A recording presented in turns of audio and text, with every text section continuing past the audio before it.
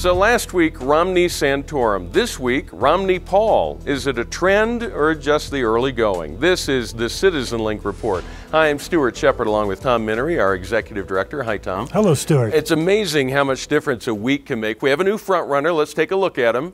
That's right, Tim Tebow is now the leading contender for president of the United States. Hey, we are at ground zero in Tebow mania across the country, and it's really a phenomenon. At some point, when all of the dust settles on everything, we have to talk about the positive aspects of Tim Tebow and his faith, which has been astoundingly well received by average people because of how he behaves, how he acts. Yeah, he's been quite an example and getting a lot of controversy out there. People either love him, which we kind of do, or they just cannot stand him. It's been fascinating reading some of the complaints about him.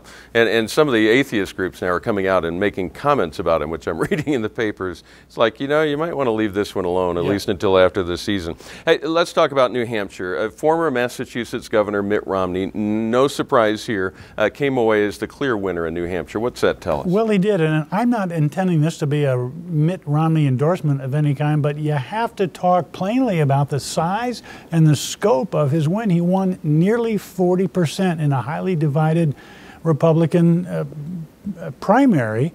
The first time since 1976 when the same candidate has won both the Iowa caucuses and now the New Hampshire primary. And when I say it was a broad win for Mitt Romney, it was indeed. Let me just go down through some statistics.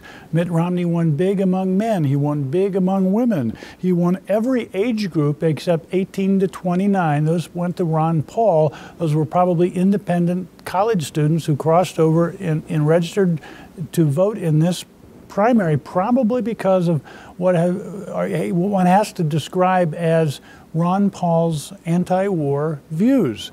Mitt Romney won big among college educated. He won among non-college educated people. He won, of course, big among Republicans, but he nearly tied Ron Paul among independents, which is telling for the future. He tied with Santorum for evangelicals. That's a stunner in New Hampshire. He won those who decided recently. He won among those who had decided a long time ago. He is now leading substantially in South Carolina. A new poll out, and there will be many polls day by day, shows that he is leading 37% in South Carolina. The number two is Rick Santorum with 19%. And Mitt Romney is also leading in Florida. 36% is his margin. Now, the number two is Gingrich at 24. And of course, those numbers will change. But this is looking like a very solid front runner. It sounds like people have a lot of favorites in this. There's no clear favorite at this point. Nobody's pulling more than 50%. Well, I'll tell you who does not have a clear favorite yet, and that is Senator Jim DeMint from South Carolina. Senator DeMint, who has been very formative in the Tea Party phenomenon in the last couple of years, has not endorsed any candidate for the South Carolina primary. Here's what I think is happening. I think this year is an especially serious year. People want someone who can win. I should have mentioned that Mitt Romney did well among Tea Party identifiers in New Hampshire. That tells me, and he's been doing well among Tea Party adherents all along, that tells me that the Tea Party is serious about politics, serious about winning, realizing that you cannot do anything if you do not win. Now, we do hear a lot from Ron Paul supporters. They are engaged, they are extremely convicted about their candidate, and often criticize us for the things we've had to say about him. He came in second. He did indeed, and he, with his isolationist views on foreign policy, is clicking into a unique niche.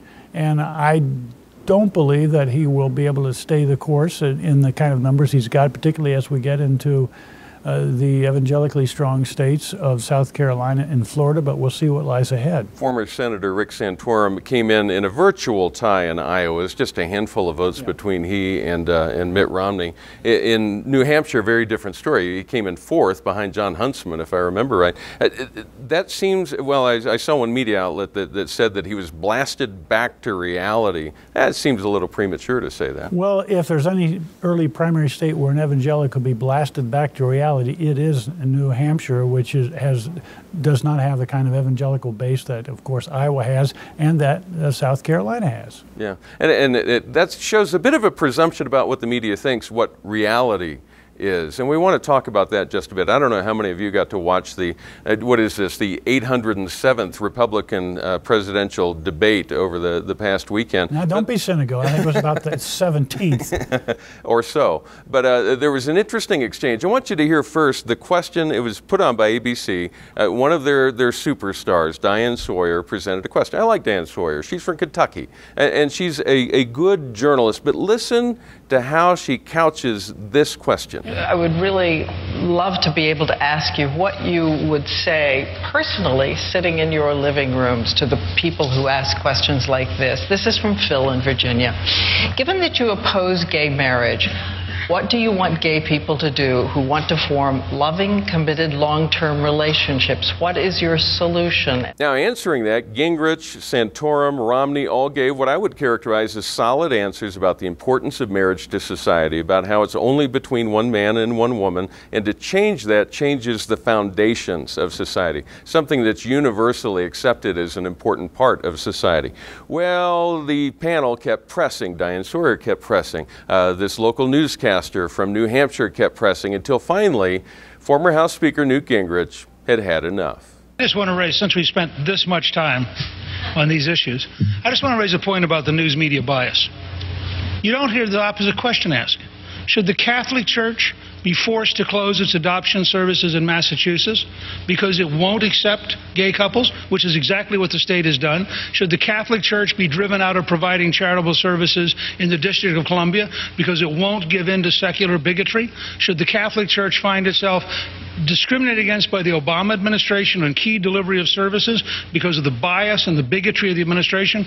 The bigotry question goes both ways, and there's a lot more anti-Christian bigotry today than there is concern on the other side, and none of it gets covered by the news media.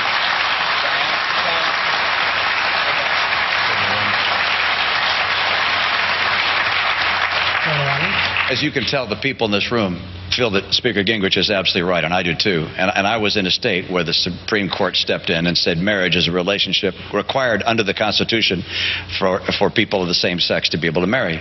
And John Adams, who wrote the Constitution, would be surprised.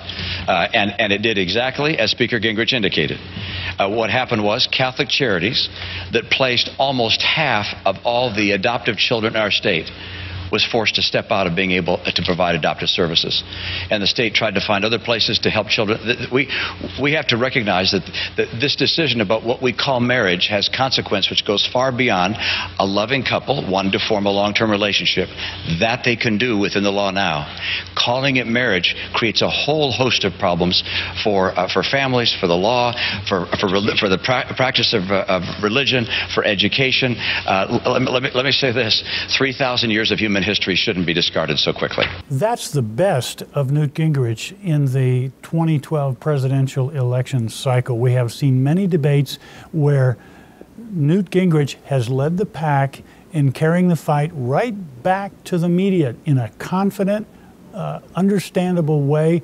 And if you heard the applause, realize that these are people applauding a statement like that on traditional marriage in a state which allows for same-sex marriage, and people overwhelmingly sided with Newt Gingrich's view. And Governor Romney understood, as being from Massachusetts, one of the states that Gingrich was talking about, that he also needed to step in and join in on that, and he gave a strong statement. Well, he did, and I think that Mitt Romney was encouraged by the boldness of Newt Gingrich in carrying the fight back to Diane Sawyer, and I hope that Mitt Romney and the others will be that bold in the future. Now, here's what's interesting to me. We were talking about the primary in New Hampshire. We've talked about Iowa. And suddenly we're talking about this debate and this media bias. But the two threads really do come together. Because if you consider the way that the mainstream media present the questions at a debate like that, it also gives you some insight into how they present the candidates on the news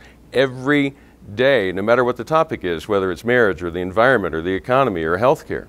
Well, that's true. And as Newt Gingrich stated boldly, and as Mitt Romney followed up with, there are two sides of that equation about marriage. It is same-sex marriage on the one hand, and why is that right not given everywhere? But that has also become a great liability to the cause of religious freedom, as Newt Gingrich and Mitt Romney pointed out. All right. Tom, any closing thoughts before I let you go? There's a downside to Newt Gingrich. Months ago, when we first began talking about Newt Gingrich, I mentioned his temperament. He's a bold, articulate adherent for his views, which are by and large our views. But there's a downside. He can turn. He had said that he would want to run a positive campaign, carry the fight against President Obama. Well, he has turned very viciously now against Mitt Romney, because allies of Mitt Romney, independently of Romney, have criticized substantially Newt Gingrich in Iowa. But I believe it was Newt Gingrich recently who said that Mitt Romney is a vulture capitalist and not a venture capitalist. And that made me wince a bit, because that's the kind of negativity that will come in the general election if Romney is the candidate. And to hear it come from people like come from people like Newt Gingrich and also Rick Perry, I think demeans the process and demeans the cause of economic freedom, because that's what a lot of this is about. And you have a different view of what some would term a vulture. You see a different light on that. Well, I do. I grew up as a young reporter in a large corporation, the Gannett Newspaper Corporation. In the 70s and 80s, Gannett was buying paper after paper after paper. Many of these papers were owned by families. Many of these papers were losing money badly. Gannett came in and did what venture capitalists do with private money, slimmed down the news operations, slimmed down the operational departments, increased the ad revenues. Now, you might well call the Gannett people vultures, but indeed they were turning failing businesses into profit businesses. It cost a lot of reporters their jobs, but the bottom line was improved, and a lot of those newspapers lived for 10, 20 more years before the age of the internet took over, because of this adherence to the bottom line. All right. Well, Tom, thank you for your insights. Thanks for your input each week. We appreciate hearing from you. You may always write to us at mail@citizenlink.com. You can send your questions, your comments, your criticisms. We're open to all of those. And remember to pray for the country, pray for the nation, as we all decide individually which person we would like to see leading this nation after 2012. And remember, stand tall and be heard.